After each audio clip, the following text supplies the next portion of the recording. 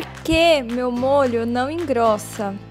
Por que meu bolo não cresce? Bora tentar entender? Aqui nesse canal eu vou tentar desvendar todos os mistérios da cozinha e te ajudar a entender o que acontece dentro da sua panela.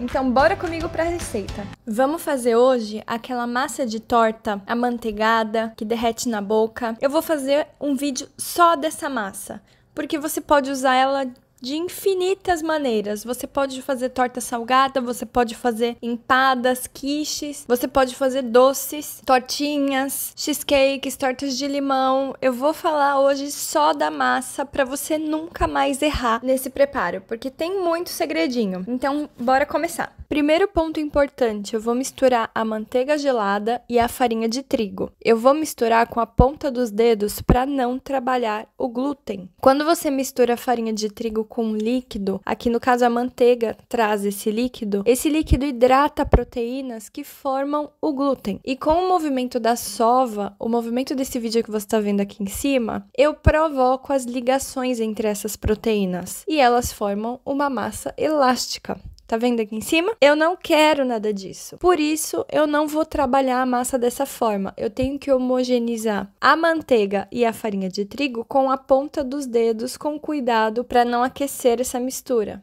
E como resultado, você vai ter uma massa amanteigada, que derrete na boca, crocante, dependendo da receita que você fizer. Existem duas técnicas para fazer esse tipo de massa, tanto brisé, sablé ou sucré. É a sablage que eu tô fazendo aqui agora, que é fazer uma farofa de farinha e manteiga e depois adicionar os líquidos e o açúcar. Ou você pode fazer a cremagem, que é misturar manteiga e açúcar. Manteiga e açúcar viram creme, não vira uma farofa. E aí depois você adiciona os líquidos e a farinha. No método cremagem, você mistura manteiga e açúcar, vai virar um creme isso. Você mistura os líquidos e, por último, a farinha, sempre pensando em não trabalhar a farinha. A mistura de farinha e manteiga já está uniforme, agora é hora de misturar separadamente os líquidos com o açúcar.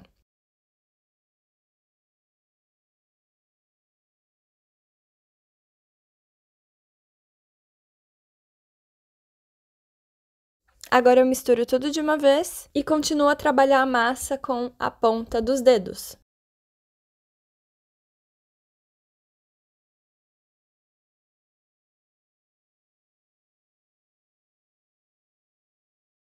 Ela continua com um aspecto de farofa, um pouco mais grossa, um pouco mais úmida, mas quando eu aperto, ó, ela já tem uma resistência. Eu vou fazer uma bola e vou colocar na geladeira por 30 minutos. Porque essa massa a gente só trabalha com ela gelada. Esse tempo que eu perdi trabalhando a massa, ela ganhou temperatura e eu não posso trabalhar com ela em temperatura ambiente, ela tem que estar gelada. Então, respondendo uma questão, quando eu ponho na geladeira? Sempre que você sentir que a manteiga não está muito gelada.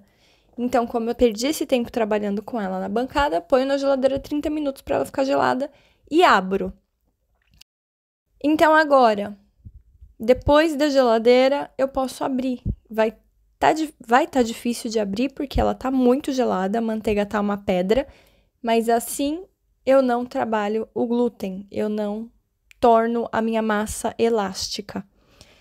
E eu sempre vou trabalhar com esse tipo de massa entre dois plásticos. Eu abro um saco plástico com uma tesoura e coloco ela entre essas duas partes, porque ela não é uma massa elástica, então você não vai conseguir ficar tirando ela da bancada. Ela vai quebrar. Toda hora que você abrir na bancada, ela vai colar na bancada e você não vai conseguir puxar ela, porque ela não tem elasticidade nenhuma. Então, sempre abrir entre plásticos.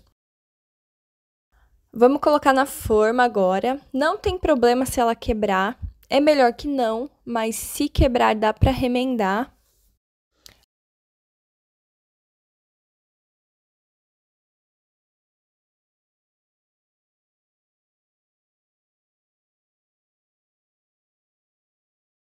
Massa tá pronta para assar. Primeiro eu levo ela pro freezer. Eu quero ela muito fria, deixo uns 5 minutos no freezer enquanto o meu forno aquece a 180 graus.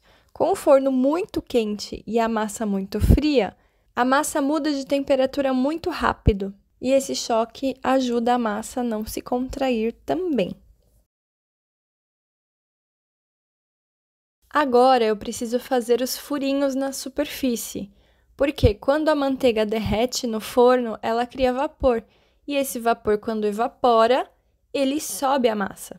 Se você coloca bastante furinho, na hora que ele sair, na hora que ele evaporar, ele já consegue sair da massa sem levantar a massa da forma. Afinal, se ela levantar, você não consegue pôr o recheio, né?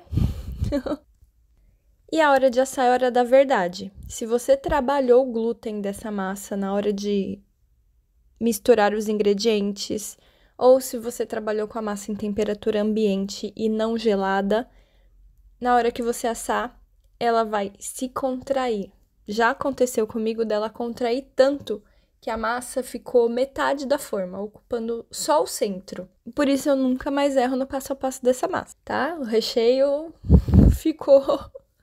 virou outra sobremesa. Eu quis fazer esse vídeo sozinho, só das massas, porque o passo a passo para as três é o mesmo. Os cuidados para fazer são os mesmos. Então, ao invés de fazer toda hora uma receita de quiche ou uma receita de alguma sobremesa e explicar sobre essa massa, é mais fácil fazer um vídeo só da massa e você vai poder fazer o que você quiser. Você vai poder colocar o creme que você quiser dentro dela. Você pode fazer salgada, doce, azeda. E agora você já sabe qual escolher. Se você vai fazer um salgado, você opta pela brisée. Se você for fazer uma sobremesa docinha ou azedinha, você opta pela sucrê, que ela é mais doce.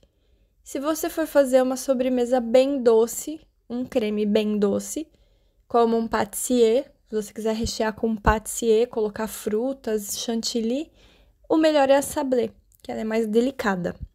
Fico por aqui, espero que tenham curtido. Não se esqueça de se inscrever no canal, curtir, ativar o sininho de notificação. Assim você recebe notificações de todos os vídeos.